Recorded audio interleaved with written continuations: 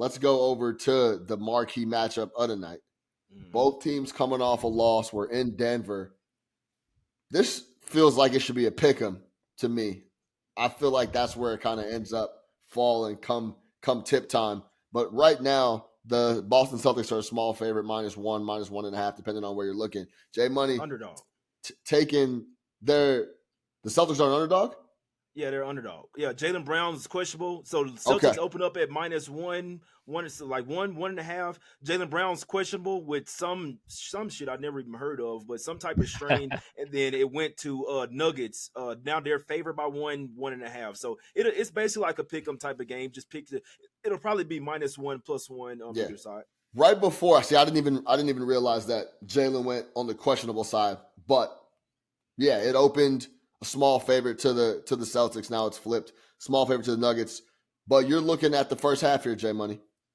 Yeah, so the Celtics are 10. So they obviously coming off a loss. They're coming off a game where they blew a 22-point lead in the fourth quarter to the Cavs. They're coming off a loss. They've only lost back-to-back games so far, only once all season, and that was back early November as well. So this is when the season first started as well. But if you're looking at the Celtics coming off a loss in the first half, this team is 10-2 straight up in the first half, coming off a loss, and 10-1 in their last 11 games coming off a loss as well. This is what they do. They bounce back off of losses, and they're actually 11-1 straight up this year. Only one time they've lost back-to-back games. 11-1 straight up after a loss. So I think this is a Celtics type of spot. This is a bounce back J spot paired with the revenge game J spot as well after losing to the Nuggets at home. Remember, they were undefeated at the house. I believe had won like 22 straight games at home, and then the Nuggets came in there motivated into their house and ended their streak and beat them by 2 points. I believe there was no Porzingis that game, but this time Porzingis is going to be in.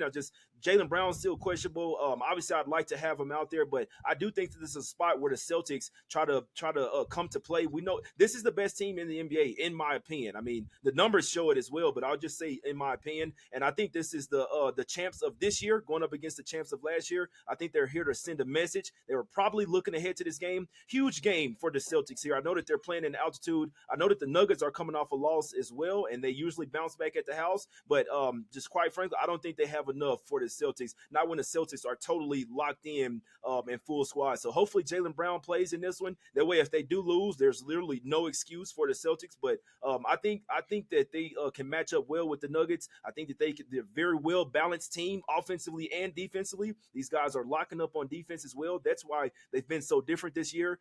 Adding Drew Holiday and Porzingis has just been crazy for the Celtics, pairing it with Derek White, Jaylen Brown, and Jason Tatum. So I'm hoping Jaylen Brown plays, but I think regardless, they come out here and send a message in the first half and possibly win the game as well.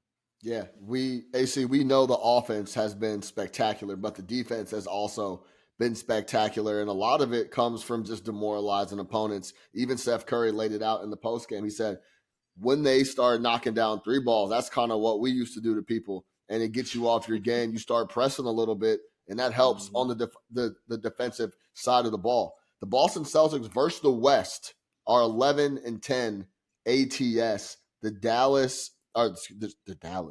Denver Nuggets against the East are 11-12-1 ATS. AC, how do you feel about this matchup, Prime? It's a revenge spot as well. I mean, Denver and Boston played back in January. Denver went into Boston, right, and won that. So this is kind of a revenge spot for Denver, for Boston. I think this game means more to Boston. I know they're running away with the East, but the Denver Nuggets have what Boston wants and has been wanting now for like 4 or 5 years. So I think this is more of a statement game for Boston. And also, I still think Denver is the class of the West, but it's not the same as last year. Like last year, a Jokic bad game was like 25, 10, and 10.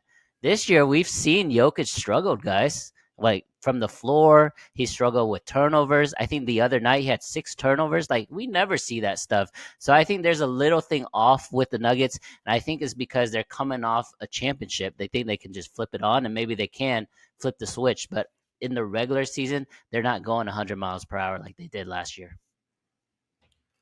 It looks like they've flipped the switch the last 6-7 games. They've been playing really well. 6-1 in their last 7. Coming off a loss versus the Suns, just saying.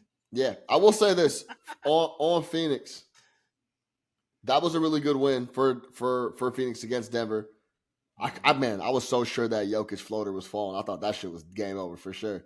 It ends up hitting the front of the rim. But the Nuggets versus the Celtics is all about going to be what happens in crunch time in the fourth quarter. If the Boston Celtics are up big going into the fourth, then cool.